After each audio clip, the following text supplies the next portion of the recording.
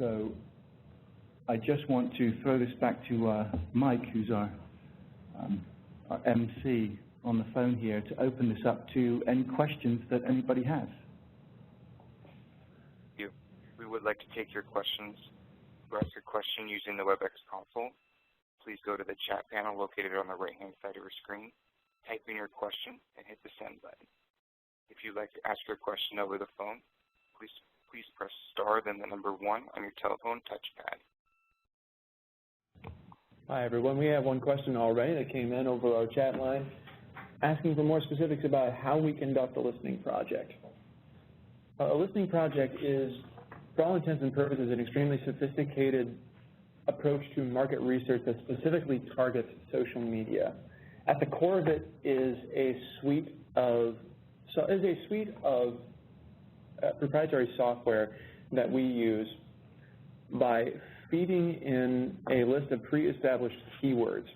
Basically, you define at the very beginning of a listening project exactly what you are listening for, whether it is a certain disease category, a certain condition, patient attitudes towards that condition, patient attitudes and experiences with particular brand name drugs or particular generics. Whatever it is that you are looking to feed into your feasibility, you are looking most importantly to feed into your feasibility project, whether it's patient engagement with their available healthcare resources, how often they want to visit their doctor. All this information can be triangulated, so to speak, through careful selection of a list of keywords. And once those keywords are matched up to the proprietary software, essentially you push go. And that software is designed to accumulate information specifically related to those keywords, around those keywords, search results related to that information, any conversation that goes on a network, on a blog, on a news site, on a crowdsourcing venue, any of that information trips the sensors of this software and accumulates, and it leads into the accumulation of a vast amount of information pertaining to the terms and subjects that we've selected that we want to listen to begin with.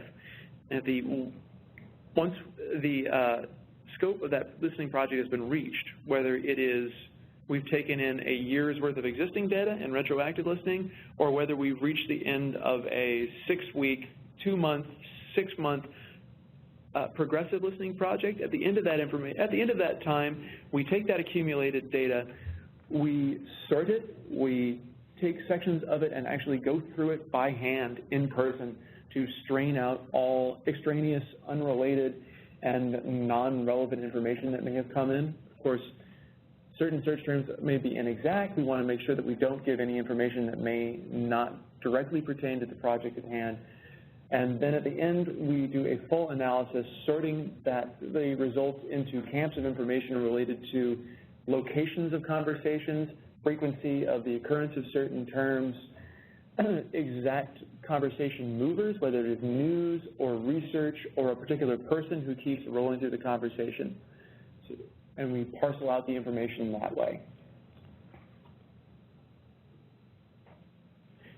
We have another question that came in over our chat line, the reaction of ECs and IRBs to this type of activity.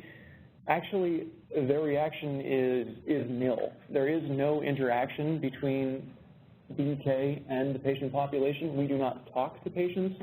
We do not interact with them. We do not ask them questions directly. This is a passive way to bring in all of the information that's already out there. We are not putting any information like a survey or a questionnaire or a focus group in front of these patients. So there is actually no reason to bring in ECs or IRBs to the process. The listening does not require their ethical purview. Right. There's another question that's coming in. How does the data generated from the listening project translate into specific patients or aid the user in determining recruitment numbers? Well, in fact, what it can do is, if we're looking for a particular piece of information, let's just say about whether patients would be interested in clinical research that contained a particular comparator. This might be a placebo or it might be active medication. we can actually look at numbers of information that can provide statistical significance about how patients are either positively or negatively addressing that issue online. So, for example, if our study contained a comparator that was the standard of treatment, we could see how patients were reacting to that particular standard of care. We could see what percentage of patients were actually talking about the side effect profile of that particular treatment, whether they were preferring studies that had that particular comparator over, say, a placebo or an alternative comparator. And we can make very, very definitive assessments about percentages of patients that indicate positively or negatively either way. So given that information, you can start to understand that when a patient is presented with the opportunity to participate in the study, i.e. they're sort of one of the eligible patients from a site panel, there can be a motivational probability computed by simple facts here. I mean, it could be more than just comparator information, but I'm just highlighting that as one piece. It could be a whole kind of set of different pieces of information that we're looking at that would influence a patient's motivation, but that might be one. The reductive factor, if let's just say 80% of the information that was coming in from that listening project was positive about that particular comparator, we would have a reductive factor of, say, 20% on the audience. That might compound over a number of other issues, but then at least you're able to apply that motivational probability in a way that is not guesswork. It is actually based on hundreds and hundreds of observed responses to that particular piece of information. We have another question that came in about the costs of listening projects. That is, listening projects are kind of on a sliding scale depending on the length of time you want to observe the social media activity and the type of project, whether you want it to be retroactive or progressive. Usually the cost influence that's the most prevalent is the amount of information that you want to take in. For instance, a 6-week progressive listening project will be somewhat cheaper than a retroactive project that takes in 2 years of pre-existing data, simply because there's significantly more information to parse through and to analyze. But generally, depending on the specific information we want to listen for and the length of time the project is going to last, we usually see that it falls in the realm of $60,000 to $100,000 US. Following upon that, immediately we got a question about removing patient identifiers from aggregate results. Yes, we are absolutely concerned that de-identification is a possibility when you're searching for information, personal information that people are going to be sharing on social media, so we make sure that we strain out specific identifiers from people who have shared identification through social media, with one exception, and that is if we identify someone who is a significant conversation mover, someone who has, if there's a case where a certain person or a certain entity on social media exerts a large amount of influence on what people talk about, when they talk about it, and the length of time they talk about it, that's a person we want to identify specifically as someone who we may want to engage as a feasibility and recruitment resource, someone who may need to be made aware of your study opportunity or your franchise opportunity in order to, down the line, once recruitment becomes an issue, to potentially influence that effort on behalf of the study. There's also a question I want to answer quickly here. This came in. Is this presentation available to be downloaded? Absolutely. You can print it directly off this meeting. I believe there's a way. How would one do that? Mike, are you able to tell us how we would print this off the software directly? We would actually have to do a file transfer, and we're not currently set up to do so. Oh, I thought this was available for download. Well, in that case, well, what I can inform the audience is that what we're going to be doing, I think, in the near future is providing a direct link to both the oral content of this and the web presentation at bbkworldwide.com. You can go there and actually download the whole presentation to deliver to your colleagues as well. Also, if you send us a direct email at info@bbkworldwide.com, we would be happy to work with you to get you a PDF version of this presentation as well.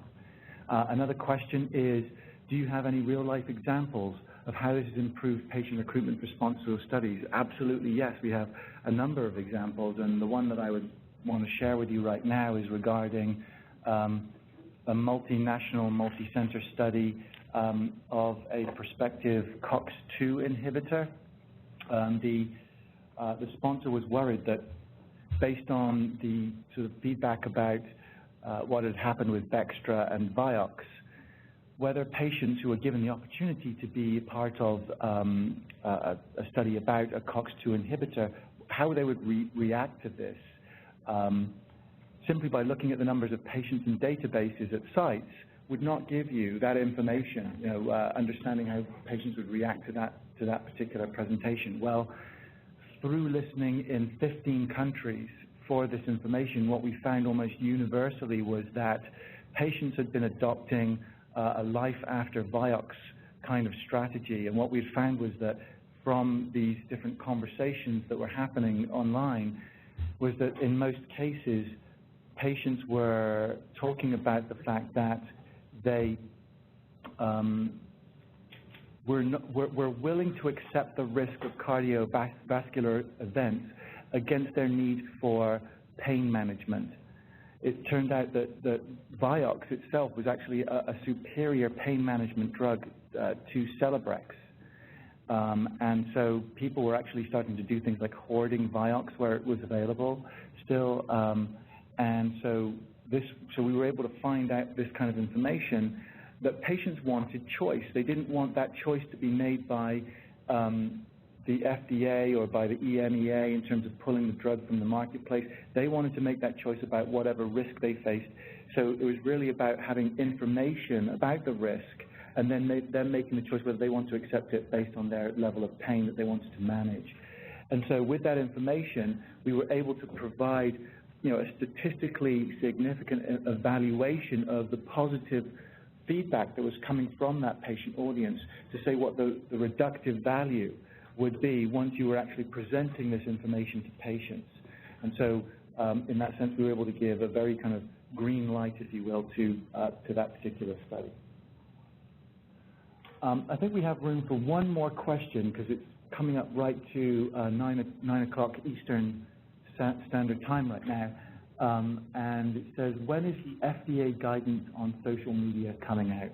Well, the FDA is actually collecting more data and feedback on social media through this November. And I think they are expecting to issue guidance on social media for commercial interests within about 6 to 12 months. But based on our discussions with the FDA and its representatives, we suspect that guidance specifically on clinical R&D for the use of social media is probably not due out for at least another 2 years or so. So that's the last question, and thank you very much again, everybody who stayed with us through to the end. We still have a very large number of you online right now. Thanks very much. We appreciate it. Again, if you have any further questions, please direct them to us, info@bdkworldwide.com. We would be happy to discuss this further with you, and we look forward to continuing the conversation. Please, again, follow us on Twitter and YouTube. Thanks very much, everybody, and talk with you soon. Thank you very much. Bye-bye.